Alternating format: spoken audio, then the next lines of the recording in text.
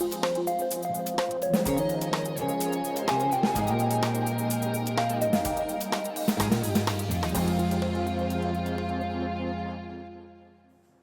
week we're going to do something a little bit different on Behind the Headlines because we're going to take a look back at all of 2015, discuss what some of the top stories were, and then when we have time at the end, do a little prognosticating about 2016.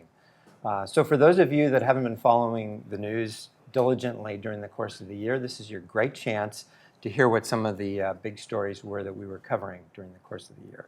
So Gennady, let me start with you. What were the top stories in 2016 at the city level? 2015, well... 15, yeah, I got to get my years straight, don't I? Fascinating year in Palo Alto. I mean, we had the political establishment upended, we had new development forces pretty much ground to a halt, and I think to me the most significant thing that happened is that long festering and worsening problem of parking finally got addressed with an imperfect solution, but a dramatic one that's going to be kind of refined in the years ahead. But the biggest issue when the year started was downtown parking by far, and when September the city launched its new program, it instantly provided relief to those most affected by it. Everyone admits it's an imperfect solution, but it's a start for something that's been kind of in the pipeline for a while, and I think that's definitely at least one of the big stories. It seems like 2016 was really a year of getting... 2015, thank you. Was really a year of trying to get ready to do a lot of things. The new council majority took office and sort of had to get its bearings. What were the political dynamics at the beginning of the year when Karen Holman was elected mayor, and how did you see it shift as the year progressed? Well, I was actually kind of surprised at this because I was used to the political dynamics being that you had Karen Holman and Greg Schmidt in the minority casting their minority votes kind of in opposition of people who are more amenable to growth. I expected to see something similar, a lot of 5-4 votes this year, the residentialist faction that we talked about last year a lot. Instead, we have a lot of unanimity, and it seems like the minority on the council pretty much assimilated into the residentialist camp. So you had a lot of unanimous votes on issues that I thought would be more divisive, everything from PC zone reform to the office cap, retail preservation. And so to me, this was the residentialist dominance was actually more than I expected. So you were thinking that this year would bring more acrimony and sort of disagreeableness than it did? Yeah, absolutely. Because I feel like when we discussed last year what happened in 2014, the big debate was residentialists versus establishment candidates, pro-growth or anti-growth, that kind of thing. I feel like this year is just completely different. I feel like this year it's pretty much the council versus the market. There's a greater force here. So it's like, that seems to be the dynamic. And I think in February when Mayor Holman made her State of the City speech, I mean, her quote was basically, markets work much faster than the government, so it's our job to address this as soon as possible. And I feel like, to her credit, the next 10 months were pretty much spent responding to the market and taking initiatives that are pretty bold but are usually in response to market forces. So what would be a couple of examples of that boldness that you saw occurring? The office cap, I think, is the biggest example. I mean, that's a pretty dramatic proposal, opposed by most people on the Planning Commission, strong opposition from the chamber, developers. The unanimous vote by the council in the beginning was a little surprising, just basically halting new office, limiting to 50,000 feet per year. Granted, it's an interim measure until the comp plan is completed, but comp plan completed, there could be a few more years. And also, just completely halting PC zoning. I mean, they froze it before this year, but the understanding was that it would get reformed and brought back. And to those who don't know, it's a kind of zoning that allows developers to negotiate with the city over projects that exceed the zoning code. But instead, it just has been pretty much frozen on the back shelf. And we haven't seen any big new developments come up, which is a bit surprising given what the market forces are like. So. Well, we see it happening all around us because all the pipeline projects, of course, are in full bore development. I'm only talking about the new developments, right? Yeah. How has Karen Holman's mayorship turned out? What kind of a grade do people give her, and was it expected or is it a surprise? I think it actually went really well. I mean, I think there's a sharp contrast between her mayorship this year and Nancy Shepard's in 2014, and just in terms of the context in which she assumed her role. Nancy Shepard was concluding her term in a year in which her side kind of got walloped in the polls on a few fronts, the 2013, and she lost the election in 2014. So it was kind of almost like a a reckoning with the end of a term, whereas Mayor Holman came in getting the most votes in public, getting a new majority on the council. And I did feel like there was a lot of pep in her step. I mean, I feel like she did way more public events. She was everywhere. She had this big new Veterans Day ceremony that she presided over. You could just see her everywhere, snipping ribbons, riding with the fake donkey, marching in the parade. And, from the policy standpoint, I do feel like, she did most of the things that she talked about in her State of the City. What about the meeting management aspect of her role? I think there were some that were skeptical that she could step up and actually lead a 9-person council in some of those rough discussions that they have and end at a reasonable hour and so forth. Well, if our criteria is ending in a reasonable hour, then yes. They all fail, right? They all fail. I mean, one of the characteristics of the majority on the council is that their tendency to micromanage a lot more. Whereas before you would have a council motion that features like 2 or 3 sentences. Now you would typically have 11 bullet points, each one subject to a discussion. So yeah, most meetings still end at midnight. When they started the year, they had a retreat when they talked about ways to shorten things, make things more efficient. So yeah, if I have to give a failing grade in any department, this would be it. Are there any staples of the new council members' platforms that they ran on and really pushed for that either ended up not happening this year or that they really did actually take action on? Good question. I feel like for the residentialists, the big issues were kind of quality of life concerns, which relating to parking and development. And I feel like given that those were the 2 big issues and there was a lot of progress made on both, meaning growth was kind of capped for the time being, and the parking program is going to be expanding. I think they pretty much did what they set out to do. I mean, what was surprising is their success in getting the minority of the council to also buy into all this and kind of speak with a unified voice, which is just so different from the voices in the past. So we'll come back in a few minutes and talk about what you see for the coming year, 2016. Right. But let's shift to the school district. Another busy year for the school district, a new superintendent getting his feet on the ground. Give us a sense of what the top stories were in the school district. I think, unfortunately this year was really shaped by the teen deaths by suicide starting in the fall and continuing through the spring. That led to so many conversations about mental health, youth well-being, stress in the schools. Should there be limits on APs and homework, and just this, so many community conversations, both at the board meetings and beyond, about all of that. And so I think that defined a lot of conversations, some policy decisions, and just sort of the general feeling in the district throughout the year. Obviously, it was also the first full year for Max McGee, the new superintendent, so we got a taste of his leadership style, the issues that were really important to him, and I think also, he, as you said, getting his feet wet, sort of testing the different politics and dynamics in the community and on the board and how they all responded to different decisions he made. So there's a lot of top governance stories, certainly. I think mental health was a huge one, too. How have you seen the school board evolve over the course of the year, if you have? Has there been an arc at all to the way they've approached issues, or for that matter, the way Superintendent McGee has approached issues? He's had a few stumbles in terms of communication. Are things getting better or worse, do you think, in terms of how the functioning of the board? I don't know what I would say worse, but I think there are sort of persisting problems with communication. And there's the 0 period issue earlier in the year where Max made a decision over spring break, and to some board members felt like he sort of cut the conversation short. There was this recent news about the XQ school submission that he was involved in without informing the board. There's this new huge facelift going on potentially at Addison Elementary School that seemed to not get a huge amount of public discussion.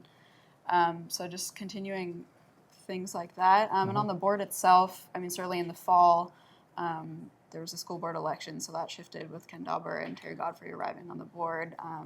And now that Heidi Emberling is president and Terry Godfrey is vice president, that also might shift some things in the new year. So I want to ask you about how any of this affects kids in the classroom, in the schools. We spend a lot of time reporting on sort of the governance and the policy side. If you're a student enrolled in Palo Alto schools, how would this year might have been any different than any other year, and how might you have been impacted by the actions of the board or the Well, superintendent? I think it was actually very different this year. I mean, the number of students who consistently turned out to school board meetings in the wake of the suicides, and even in months afterwards, there are some students who have been at every single one, even this year. And just the level of civic engagement, them creating their own wellness committees and different sort of programs, and I think they got very in tune with what the board was actually doing, and they felt really strong about standing up and voicing their opinions if they felt like it wasn't the right move or if they felt like they weren't being heard. And so I think that was different from past years. And but there is certainly this disconnect between what goes on at 25 Churchill every other Tuesday night and what goes on in the classrooms every day. And I think that's particularly felt also by teachers. When there are decisions made about like the homework policy and Schoology use at Gunn, I think those tensions flared up a little bit this year. So certainly at Gunn, one of the ways that students felt a change this year was the new bell schedule. Right, yeah. And theoretically, the homework policy is supposed to now be actually enforced. Is that happening as far as anybody can tell? I'm not sure about the homework policy, but from what I've heard from students at Gunn, the bell schedule is a godsend. Pretty much everyone's really happy with it, and it has changed their pace of assignments and workload, and just sort of the general feeling at school. And a lot of students have said that their teachers are using Schoology more, which they're supposed to be doing. But I think it's hard to know about the specific hours of homework and stuff like that. But I think also some students are probably still unaware that there even is this hour cap on their homework load each week. This year began, actually it was at the end of 2014, with a union grievance at Gunn against Principal Denise Herman. I'm wondering what the lingering effects of that, as far as you can tell, may have been, and sort of what the district's relationship with its teachers union is at this point. That's a little bit hard for me to probe, and that was so interesting because if we hadn't found out about it, it wouldn't have been publicly aired either. Right. And I think that was Denise Herman's first year, and she came in making a change that she thought was common sense and would make good sense for students, and got a lot of pushback. And I can't say for sure, but I'm sure that is lingering and sort of a culture at the school.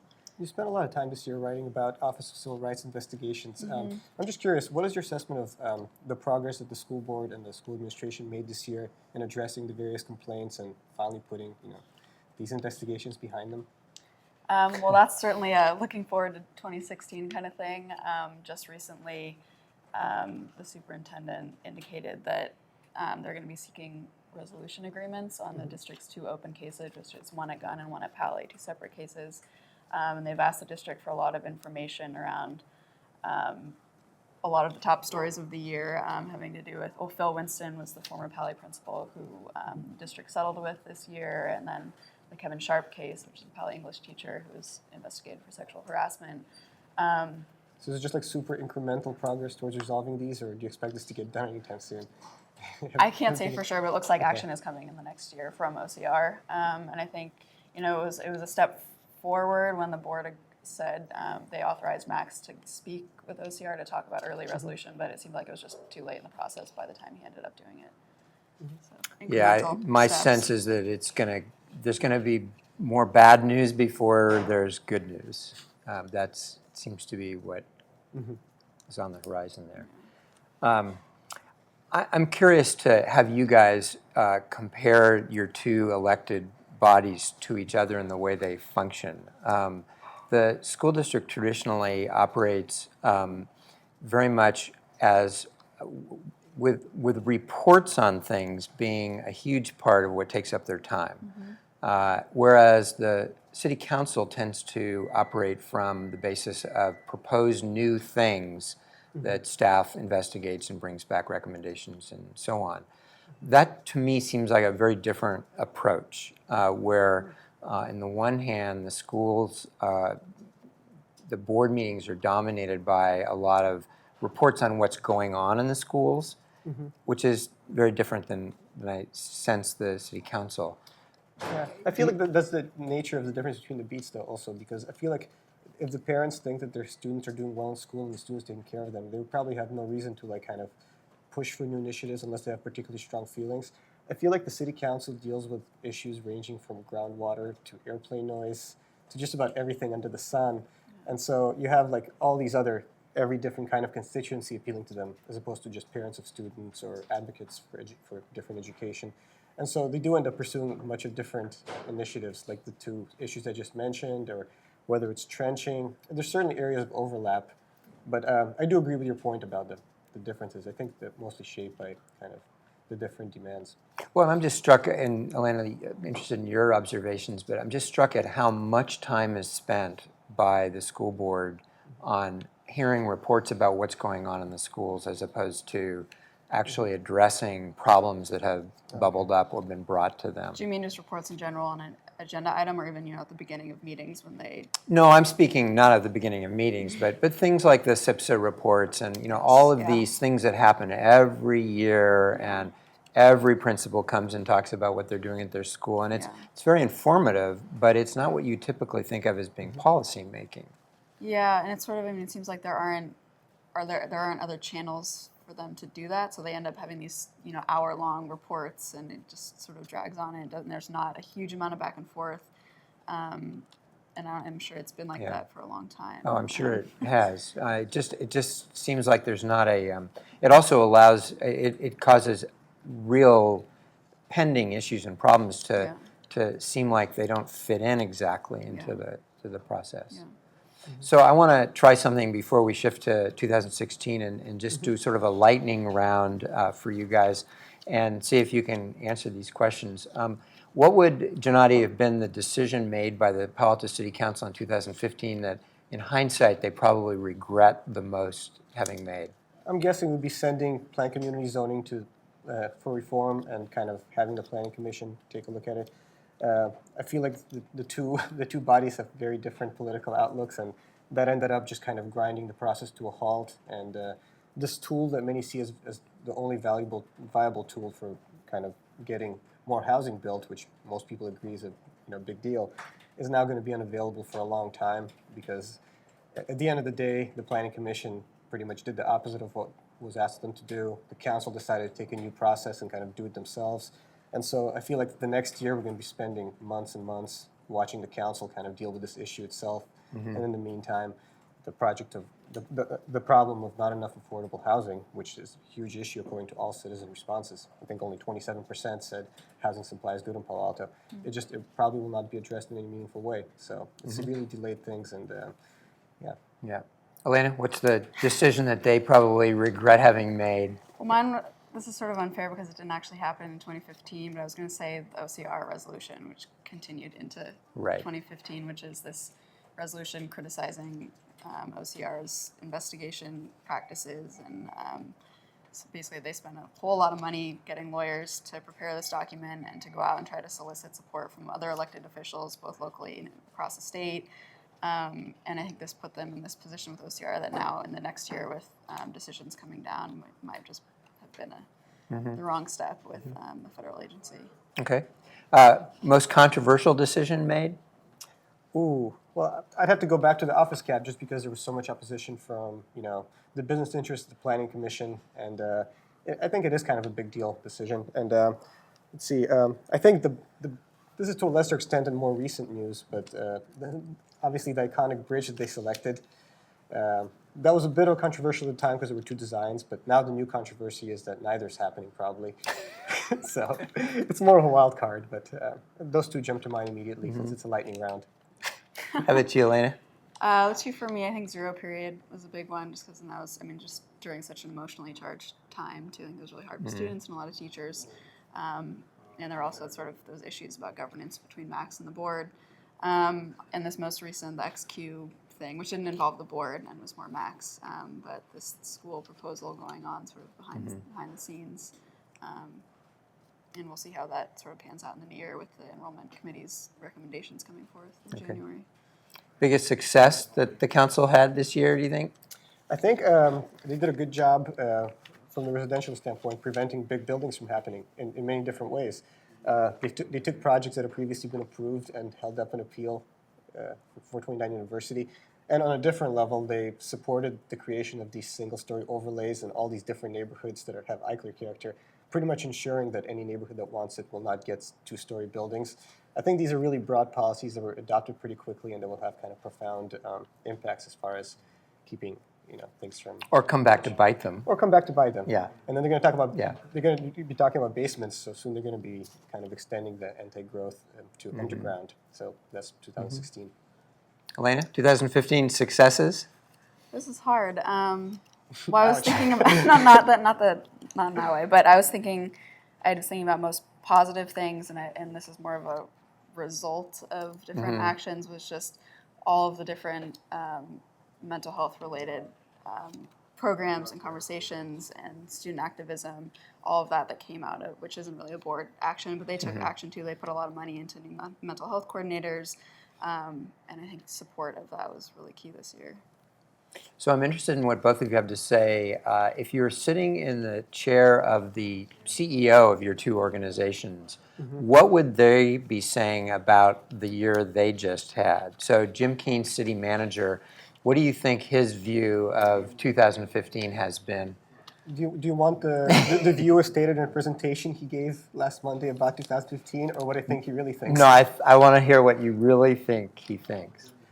I think there are some successes you could celebrate this year. Cal Avenue streetscape, the El Camino Park, many things reopening. So on that perspective, things are good. And if you're a CEO, you can't kind of stop thinking about the bottom line. And the fact that the city's finances are in great shape, like better than they were pre-recession, surely that would put a smile on his face. However, I feel like he'd probably also be feeling pretty exhausted from all the work, all the new projects that the council adopted, and the many projects that we thought would be more advanced now than they were, from the comprehensive plan to fiber. I mean, the police headquarters is another success that just happened, but that took a while. So I think he would be somewhat pleased, but really, really tired. Yeah, and the staff, speaking of the staff in general, certainly at the city, has had a big challenge in reconciling a new majority in the council and as you mentioned earlier, the planning commission makeup. I mean, there's a lot of juggling that staff has had to do, as well as just a lot of work. Many demands from different bodies for Yeah. information. So yeah, I feel like the workload only increased this year, but they do have some successes. I mean, the city hall remodel could be a success. So Elena, Max McGee's been here a little more than a year. What would he say about 2015? I think pleased but tired is good for him too. I mean, Can't do that. he took a lot of action. He hit the ground running on a lot of issues that he made clear that he cared about. He formed this Minority Achievement Talent Development Committee to address the achievement gap. He started the Enrollment Management Committee. He started this advanced authentic research program for high school students, a lot of issues sort of near and dear to his heart about research and trips to Singapore with students and stuff like that. And he was clearly very, very, very visible in the district. I think that was something he really wanted to be and that he had been at his previous schools he was at. I think both CEOs deserve some credit for reaching a coupling deal pretty quickly after Max B came in. Because that's kind of an elephant in the room that hasn't had much traction since they made that deal. But just the agreement, I think that's kind of a big deal too. So for both of them. Another pending in 2016 thing. But yeah, Max certainly, I think, brought some movement on that and a lot of other issues that had been sort of stagnant in the district. And then there are other things I think he got caught up in, like zero period and not communicating well with the board. And so I think pleased but tired. Okay, let's take the last few minutes and talk about 2016, next year. And the first thing that's going to happen before we know it is going to be the election of a new mayor. So I'm curious, Gennady, what's going to happen there? And is Greg Schmidt finally going to get his mayorship? I'm pretty sure the answer is maybe. Well, last time when they were kind of trying to figure out who's going to be the vice mayor, it was almost a tie between Pat Burt and Greg Schmidt. He edged him out. Both of them will be terming out this year, which I think is an interesting dynamic. And typically the vice mayor is a stepping stone to mayorship. So I'm curious whether the council is going to pick one of those two who's going to be terming out, or one of the new elected residentialists like Tom Du Bois or Eric Filseth. If I had to take a guess, I'd say Pat Burt, just because he has got more of a kind of CEO-driven style that's going to keep things more efficient. I feel like Greg Schmidt is well liked. I think he brings a lot to the table from a perspective of analysis and stuff. But I think it was telling to me that earlier this year, even some of his biggest allies, kind of like the mayor, voted for Bert.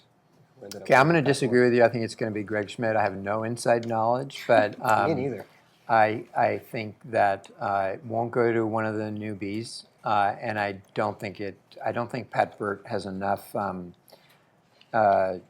support to do another term as mayor. I mean, I think they're going to feel like they need to give it to Greg. But what about vice mayor? Because that's probably just as important, if not more important, in terms of the following year.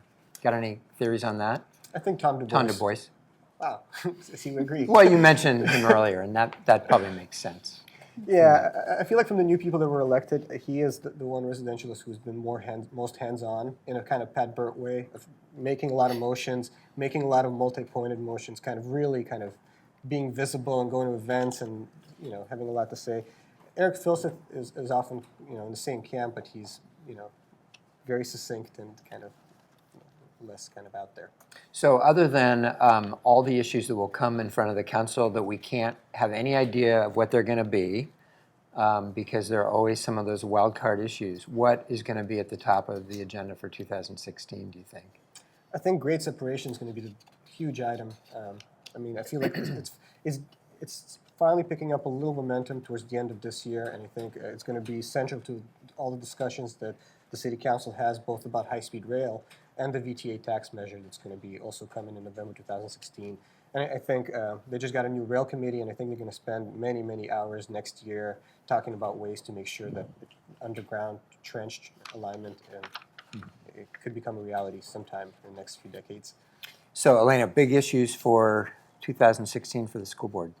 I think certainly a top one is going to be this new school proposal and what the board does with that. Are they going to agree to convene a design task force to move this forward?